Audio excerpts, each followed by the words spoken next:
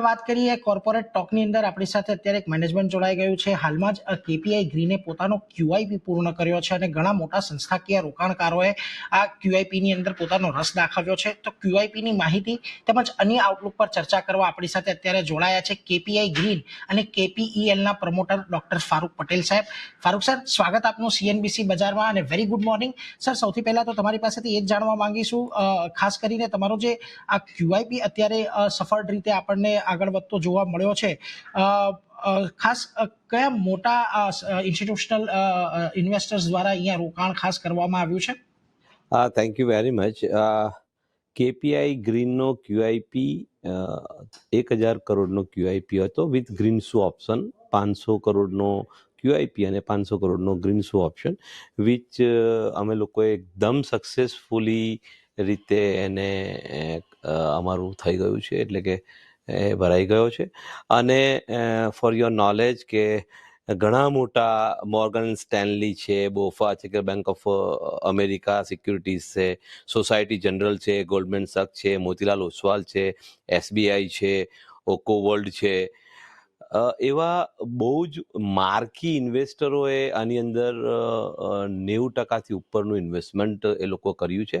એ અમારા અને અમારી કંપનીના માટે, અમારા કેપી ગ્રુપના માટે એક બહુ જ સારી વસ્તુ અમને મળી છે. અને અમે કહીશું કે જે રીતે એ લોકોએ અમારા અંદરમાં વિશ્વાસ દાખવ્યો છે, એ જ રીતે અમે પણ આગળ એ લોકોના વિશ્વાસને ટકાવી રાખીશું. જી સર. સર, બીજું તમારી પાસેથી એક વસ્તુ એ પણ જાણવી હતી કે હાલમાં જ આપે એક એક્સચેન્જ પર નોટિફિકેશન પણ આપ્યું છે ડેટને લઈને. તો સર, શું પરિસ્થિતિ છે અત્યારે ડેટને લઈને, અને ખાસ કરીને અહીંયાથી હવે તમારો આગળનો targeted date two equity ratio કેટલો તમે એક લક્ષ્ય રાખીને ચાલી રહ્યા છો અહીંથી? પહેલા તો હું કહીશ કે સ્ટેન્ડ અલોન ડેટ જે છે તે આજની તારીખે 0 નેટ ડેટ પોઝિશન અમારી આવી ગઈ છે. એટલે અમારી પાસે હવે કેપીઆઈનું ₹1 ડેટ રહ્યું નથી, ઇન્ક્લુડિંગ WC ઓલ્સો. તો પહેલાં પણ 1:1 પ્રમાણે જ અમારું ડેટ હતું.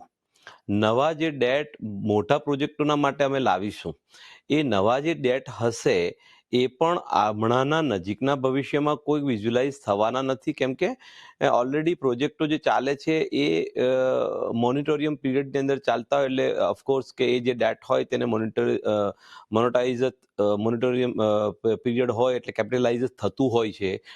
એટલે આવતા વર્ષ 1.5 વર્ષ સુધી કોઈ ડેટ એમાં દેખાવાનું નથી. ને ત્યાર પછીના પણ જે ઇન્ટરનલ અક્રુવલ્સ જ એટલા હેવી છે કે જેના કારણે જે પ્લાનિંગ ટીમે કર્યો છે એ પ્લાનિંગ પ્રમાણે 1:1ની ઉપર તો ભવિષ્યમાં પણ આ કંપની કોઈ દિવસ ડેટ આટલી મોટી કેપિટલાઇઝ વસ્તુ રિન્યુએબલની કરતા હોવા છતાં પણ નહીં જઈશું, એવી અમારા લોકોનો પાથ છે. અને એની પર બહુ જ નજર રાખીને અમે ડેટને કવર કરી રહ્યા છીએ.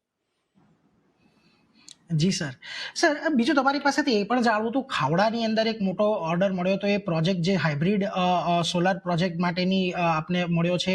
સર, એના માટેનું અપડેટ જોઈએ છે, અને ખાસ કરીને જે નવું આ સોલાર હાઇબ્રિડ પ્રોજેક્ટ છે એના અંગે પણ જો કોઈ આપ અપડેટ શેર કરી શકો, કયા સ્ટેજ પર છે, ક્યાં સુધીમાં પૂર્ણતાને આરે આપણને આવતો જોવા મળશે? પહેલો તો ખાવડાની આપણે વાત કરીએ, જે GUVNLનો 240 DC અને 200 મેગાવોટ એસીનો સોલરનો પ્રોજેક્ટ છે, જેનું કામકાજ ઓલરેડી ચાલુ થઈ ચૂક્યું છે. જેના માટે ઓલરેડી બેંકો તરફથી, બેંક SBI તરફથી સેન્કશનોને બધું આવી ગયું છે. પ્રોજેક્ટ ફૂલ જોરમાં ચાલી રહ્યો છે. ચોમાસાના કારણે હમણાં થોડુંક એ રહેશે, પણ 1 મહિના પછી એનું પણ ચાલુ થઈ જ જશે. અને બહુ જ એમાં 18 મહિનાનો ટાઈમ હોય છે, પણ અમારી કંપની એક્ઝિક્યુશનની અંદર તમને ખબર જ છે કે અમે કહીએ છીએ, ચેલેન્જ કરીએ છીએ કે અમે કોઈ પણ પ્રોજેક્ટને 1 વર્ષની અંદરમાં પૂરો જ કરી દઈએ છીએ. એટલે એ તો થઈ જ જશે. ત્યાર પછી બીજું 970 મેગાવોટનું DCનું અમારી પાસે GUVNLના બીજા ઓર્ડર્સ પણ છે. તો હું કહીશ કે કેપીની અંદર આજની તારીખે IPPની જો તમે બુક જોશો તો 1303 મેગાવોટની થઈ ગઈ છે. અને CPPના જે ઓર્ડર્સ છે તે અમારી પાસે આજની તારીખે જો ગણવા જઈએ તો 1110 છે. જેવું કે ગઈકાલે 43 મેગાવોટનું કુસુમનું PM કુસુમ યોજનામાં પણ અમે લોકો પાર્ટિસિપેટ થયા હતા, અને 43 મેગાવોટ એમાં બી અમને લોકોને વિન થયા છીએ. તો ઓલ ટુગેધર 2400ની આજુબાજુ, એટલે કે 2383 મેગાવોટ પ્રિસાઇઝ કહીશ કે ઓર્ડર કેપીઆઈની અંદર છે. અને ઓલરેડી કેપીઆઈ 273 મેગાવોટ એનર્જાઇઝ કરી ચૂકી છે. એવી જ રીતે અમારી કેપી એનર્જી પણ 840 મેગાવોટ એનર્જાઇઝ કરી ચૂકી છે. આ જ સ્ટુડિયોમાં તમને યાદ હોય તો મેં 1 વર્ષ પહેલા એવું કીધું હતું કે 2025 ડિસેમ્બર સુધીમાં, એટલે કે કેલેન્ડર યર સુધીમાં અમે 1 ગીગાવોટ અમારા ગ્રુપ દ્વારા કરીશું. પણ મને આનંદ થાય છે કે આજની તારીખે 1.3 ગીગાવોટ અમે કરી ચૂક્યા છે અને નવો ગોલ 10 ગીગાવોટનો અમારો 2030 સુધીનો પીએમ સાહેબના જે ગોલ છે તેને સાથે અમે મેળવવા જઈ રહ્યા છીએ કે 500 ગીગાવોટ આપણું જે ગોલ છે એની સાથે સાથે અમે પણ અમારા ગોલને વધાર્યો છે અને 10 ગીગાવોટ સુધી અમે અમારું કન્ટ્રીબ્યુશન દેશમાં રિન્યુએબલ પાવરથી પાવર આપવાનું જે મિશન છે એની અંદર અમે આગળ વધી રહ્યા છીએ. જી ફારૂક સર, એ અંગે તો આપણે બજેટના દિવસે પણ ખાસ કરીને ઇન ડિટેલ ચર્ચા કરી હતી. પણ સર, છેલ્લું ખાલી તમને એટલું પૂછવા માંગીશ, તમે ઓર્ડર બુકની તો એક સારી એવી અપડેટ આપી દીધી છે. ખાસ કરીને કેપીઆઈ ગ્રીન અને કેપીએલ આ બંને માટે હવે અહીંયાથી માર્જિન અને સેલ્સ ગાઈડન્સ તમે કંઈક રાખીને ચાલી રહ્યા છો કે આ વર્ષમાં તમારો શું લક્ષ્યાંક છે આ અંગેનો? તમે Q1 ના રિઝલ્ટ જોયા જ હશે. કેપીઆઈની અંદર ઓલમોસ્ટ 350 ટોપ લાઇન હતી અને બોટમ હતું 66. એવી જ રીતે કેપી એનર્જીની અંદર 135 અને બોટમ હતું 18.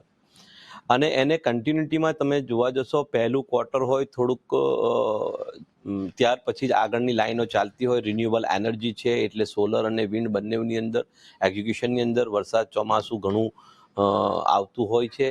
પરંતુ તે છતાં પણ ટીમ જે રીતે કામ કરી રહી છે, પહેલા કરતાં બીજું, બીજા કરતાં ત્રીજું, ત્રીજા કરતાં ચોથું આગળ જ જવાનું છે. અને આ વખતના માર્જિન જે છે તે ગયા વખતની કમ્પેરિઝનની આજુબાજુ જ રહેવાના છે. અને ઓલમોસ્ટ હું એવું કહીશ કે જે ગયા વખતે અને જેટલા ગ્રોથથી કંપની 60-70% ગ્રોથથી વધી રહી છે એ જ પેસ છે અને એ પેસ 2030 સુધી ઘટવાનો જ નથી, એ હું ખાતરી આપું છું. જી સર. સર, એ સાથે જ આભાર અમારી સાથે જોડાયા અને વી વિશ યુ લક કે આપના જે ટાર્ગેટ્સ છે આપણને આવનારા સમયની અંદર જલ્દી અચીવ થતા જોવા મળે. And thank you so much two connect with CNBC Bajaj. Thank you very much. તમે ફોર ધ રિન્યુએબલ એનર્જી કે જે માણસના માટે કે પૃથ્વીના માટે ઘણી જ કામની છે, એના માટે આટલી સ્પેસ આપો છો એ બદલ હું ખરેખર આપનો ખૂબ ખૂબ આભારી છું. Thank you very much.